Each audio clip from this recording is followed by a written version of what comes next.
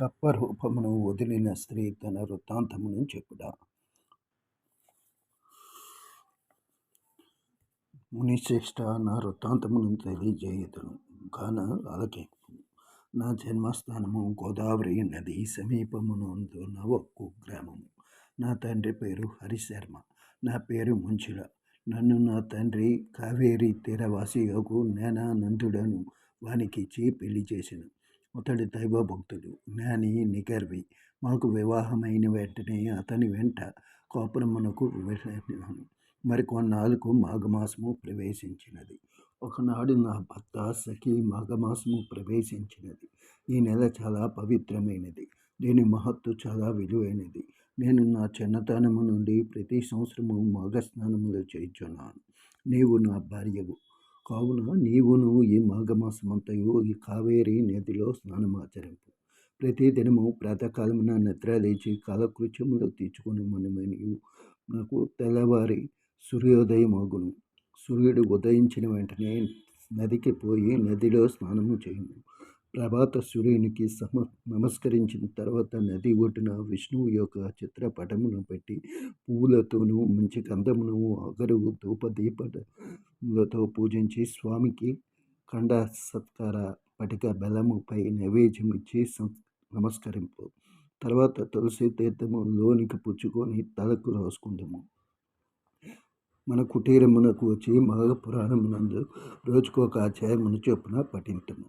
దీనివలన మనకు చాలా ఫలము కలుగును. నీవు 5వ దినమును చల్లగా ఉండును అని హితబోధ చేసెను. మగని మాటలకు మారాడిన ఫలితముగా కృష్ణానదీ తీరమునందున్న రావి చెట్టు త్వరలో మడుకమై పడి ఉందువు గాక అని నన్ను శపించెను. గౌతమ మహర్షి గోదావరి నదీ తీరమునందు తన ఆశ్రమము నుండి ఉత్తర దేశ యాత్రలు చేయుటకు బయలుదేరి తిరిగి మాఘశుద్ధ దశమి నాటికి కృష్ణానది స్నానము చేయుటకు వచ్చేదను. అలాంటి సమయంలో నీవు వారిని దర్శించిన ఎడల మహర్షి ప్రభావం వలన నీవు నిజరూపము కలుగునని చెప్పుచుండగాని నేను కప్ప రూపమును దాల్చి తిని ఈ శాపము కలిగి 1000 ఏళ్ళు మాయి భయపడకము. నీ శాపము కలిగి 1000 ఏళ్ళు పైగా అయినది. నీ భర్తయును ఏకాంతముగా చాలా కాలము జీవించి హరినామ సంకీర్తనము చేయుచు మృతుడయ్యను. అతడు ఇప్పుడు వైకుంఠములో నున్నాడు. మాఘమాస ప్రభావము అసామాన్యమైనది. సకల సౌభాగ్యములు, పుత్ర సంతతి, ఆరోగ్యము కలుగుటయే కాక మోక్ష సాధనమునికి మాఘమాస రథము మించిన మరి ఒక రథము లేదు. విష్ణుమూర్తికి ప్రీతిమైనది రథము.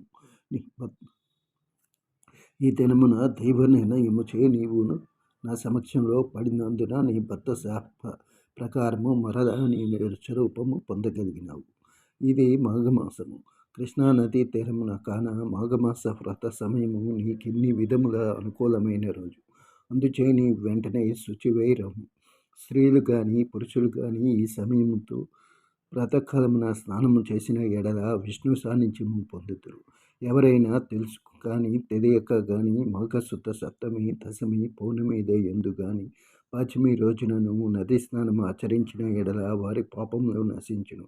మాఘశుద్ధ పాచమి నాడును అట్లనే దశమి, ఏకాదశి, ద్వాదశి దినములలోనూ స్నానము చేసి శ్రీమన్నారాయణ్ణి పూజించి పురాణ కాలక్షేపం చేసిన ఎడల శ్రీహరి సంతోషించి మనోవంశలు సిద్ధించున్నట్ల వరమించును.